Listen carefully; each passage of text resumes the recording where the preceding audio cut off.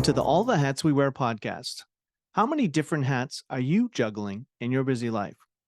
If you want a more joyful, productive, and fulfilling life, you need a system for managing all those hats. My name is Scott Snow, and I'm a productivity expert.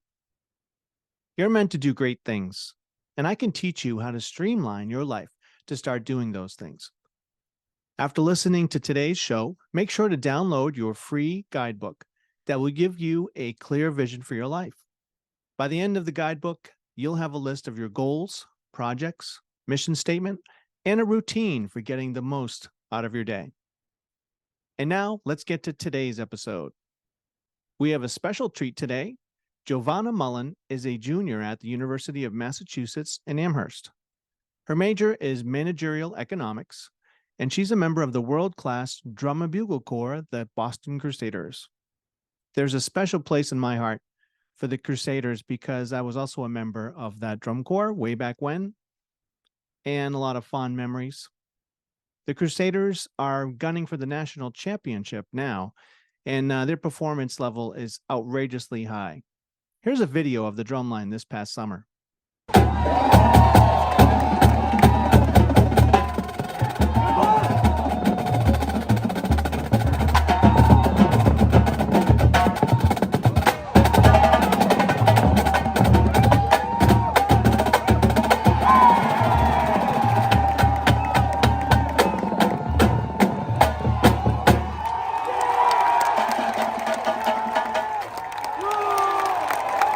Jovanna served as the section leader of that amazing drumline this past year, and you're going to learn a lot about peak performance, having a positive mindset, teamwork, self-confidence, and leadership.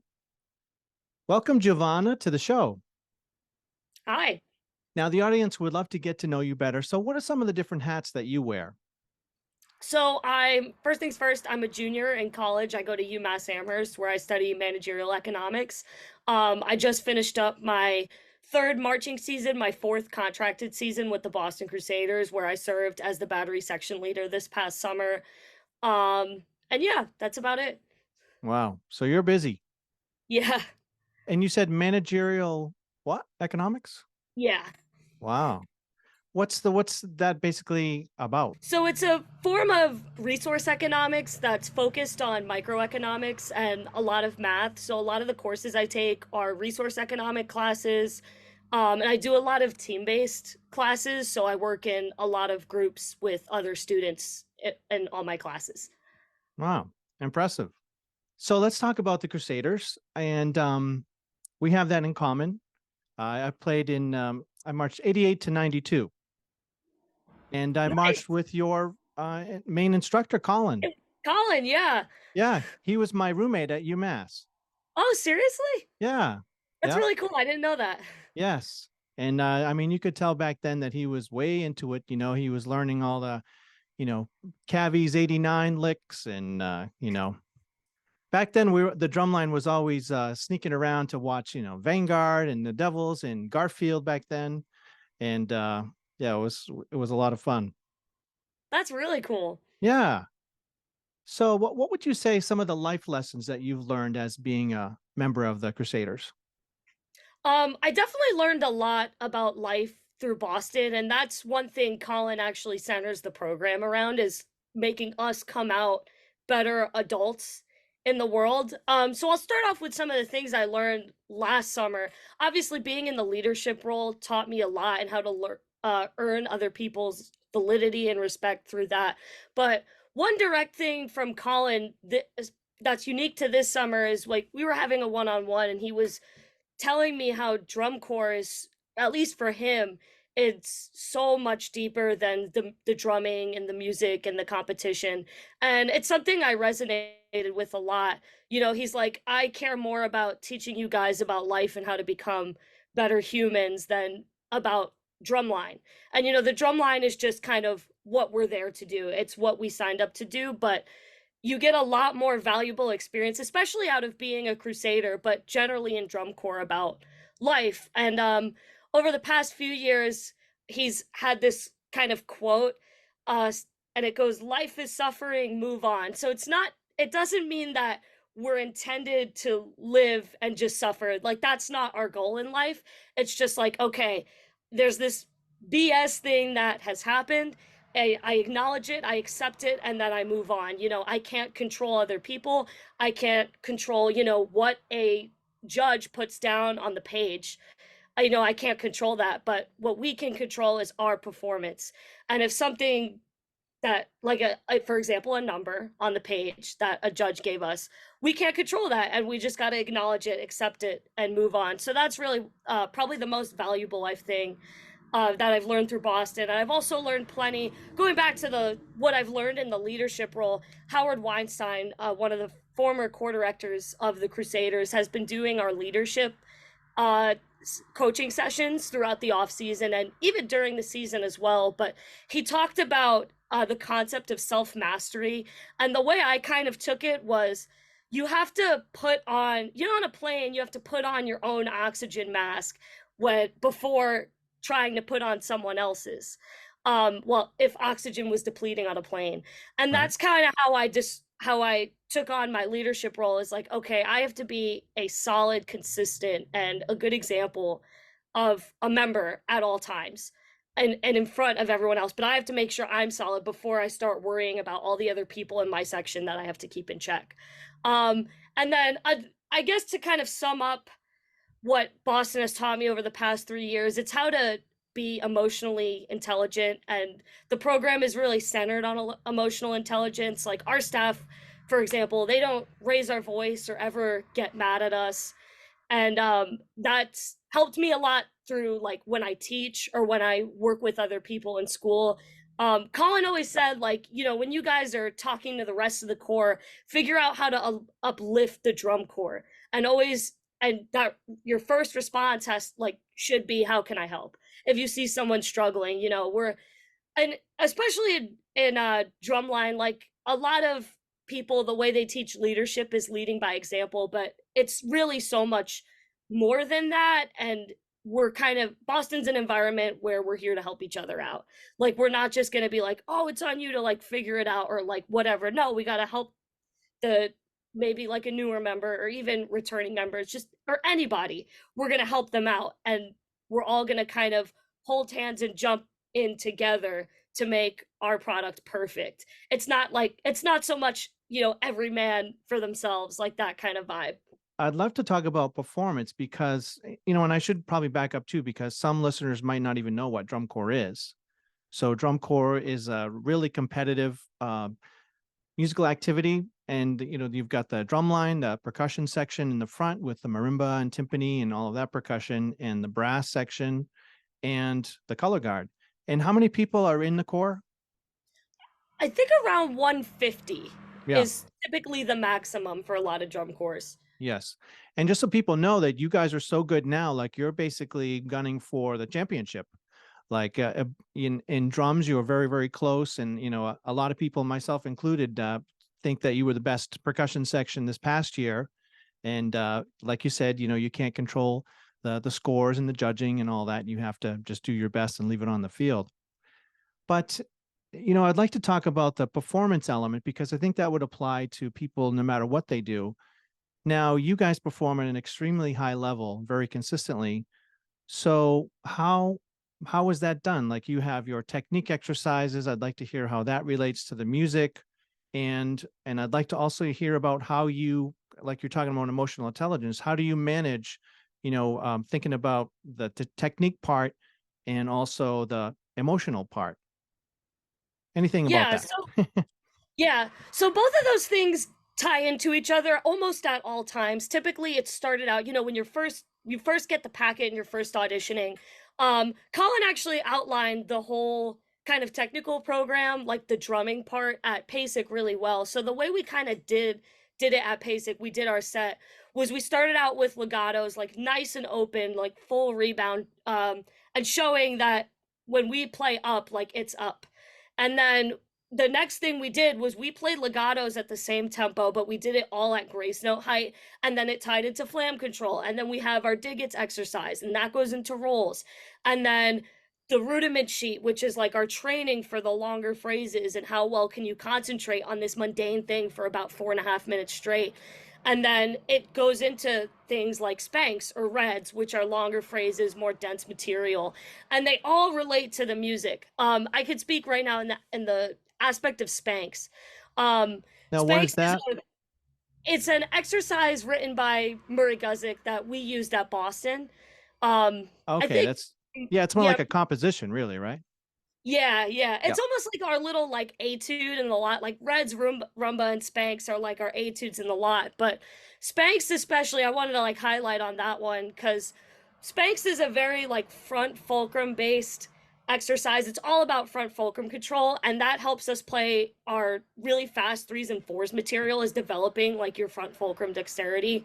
And Spanx is also a very long phrase of music. Again, it's a generally mundane exercise. The bass rhythm is sextuplets, and then we have our own little tag showing how those ideas can apply. And we also put things from the book in there, like certain rudiments that were in the book go in that Spanx tag to again prepare us for what we are going to be performing on the field. And then same thing could be said about Reds. It was another Murray Guzik inspiration. Um, and it's we at PASIC we took it at two tempos. We took the first section at a pretty slow like reggae tempo, and then we ran the whole thing at a really fast tempo. Because Reds is more like a chops based. It's kind of a piece that ebbs and flows between all these other sections in the battery, and it's a no metronome piece. So it's just about how like you're fitting in with the other sections, how those parts are weaving in and out of each other, and how well can you listen and like predict what your neighbor's gonna do when there's no metronome. Like that idea, it's preparing us for those situations that are gonna be going on in the show. And then I guess to speak on the emotional side of that, um, Colin's really big on, just the aggro zone and just kind of going for it, and the visceral energy and the passion from the members are what bring things to life. Even in something like legatos, it's like our emotion kind of shows through our passion and the expressiveness in the music. If, for those of you who watch Boston Drumlines, Colin likes to there's times where we're going to be hitting the drum as hard as we can, playing as high as we can, and then there's going to be times where we're playing like really low and controlled, these different touches and these different textures, and like playing at grace note height.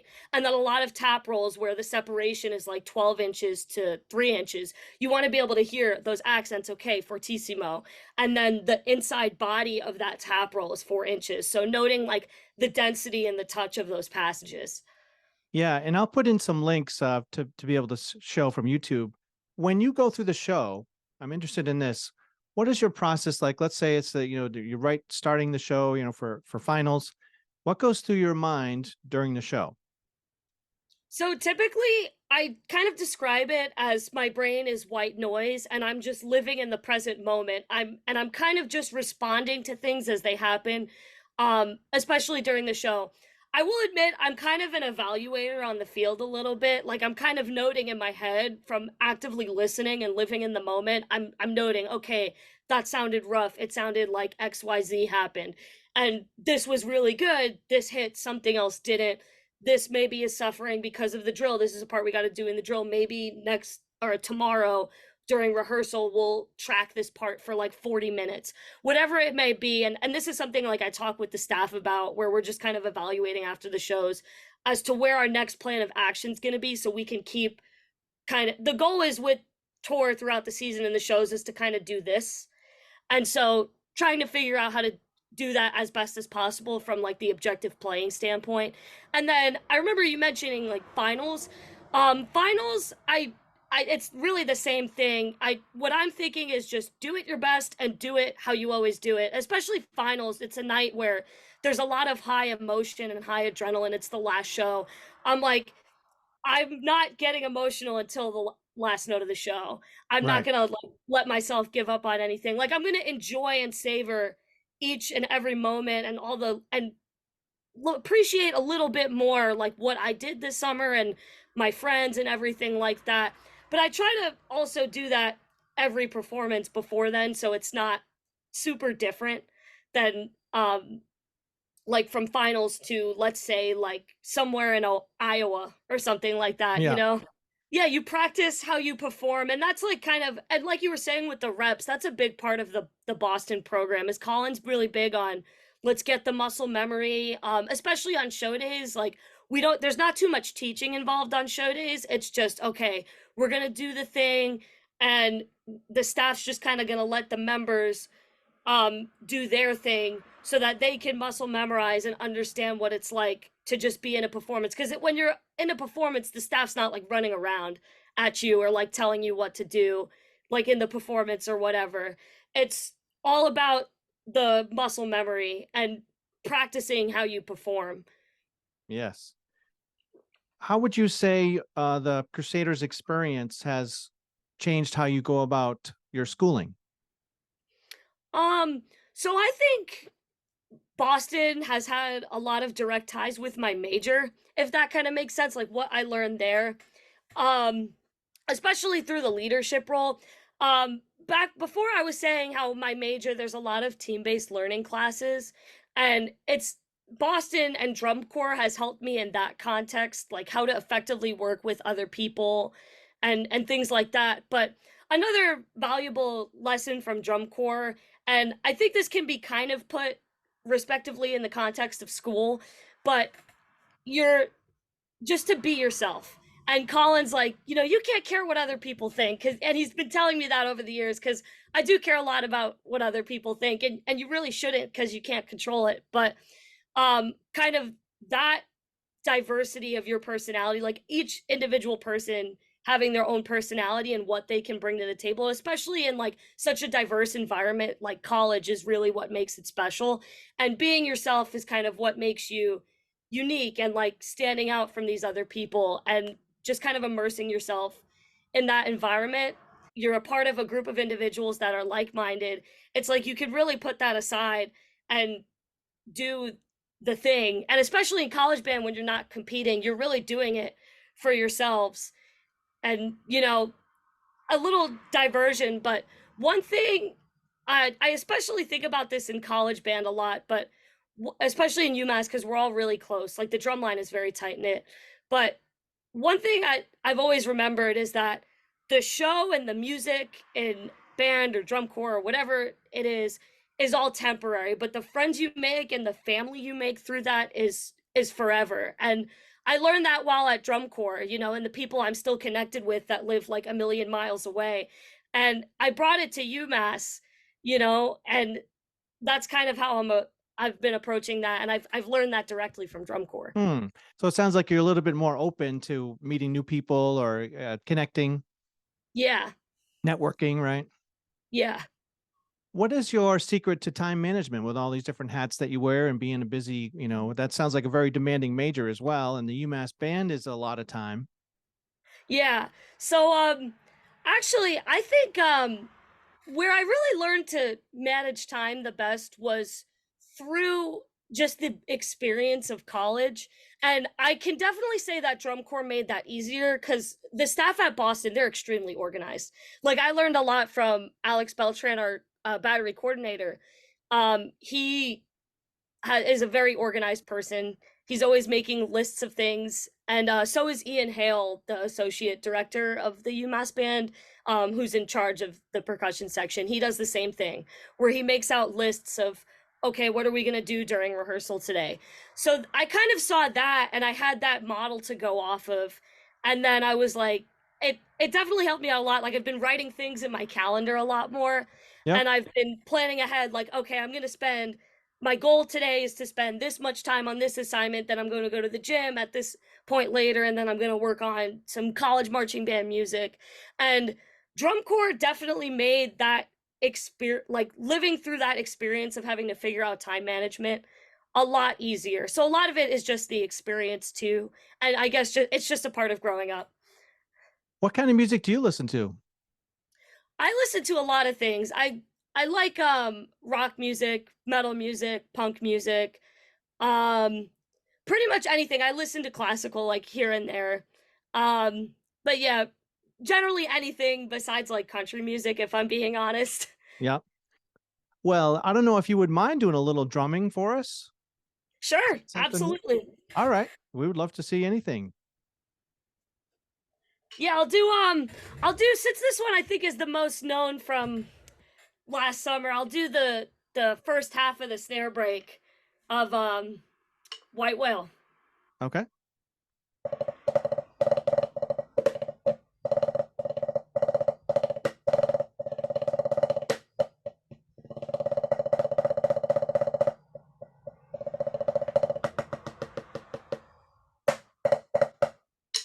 Wow. Awesome. Thank you, thank So you. so much control. It's like playing the hardest thing you could ever play, and like that's like most of the show. Yeah. That's crazy. Yeah, that's impressive. Well, Thank good for you. you. This has been a great treat, and I think people will pick up a lot of tips, for all the things that you learned from drum corps, and how you've applied things, and your leadership. And this has been a great treat. Yeah, thank you so much for having me on. I had a lot of fun talking tonight. Great. Thanks for listening to this episode of All the Hats We Wear. Make sure to download your free PDF guidebook from allthehatswewear.com. The unique skills you'll learn from this booklet will put you on the fast track to achieving those great things you're meant to do. Visit allthehatswewear.com now. See you next time.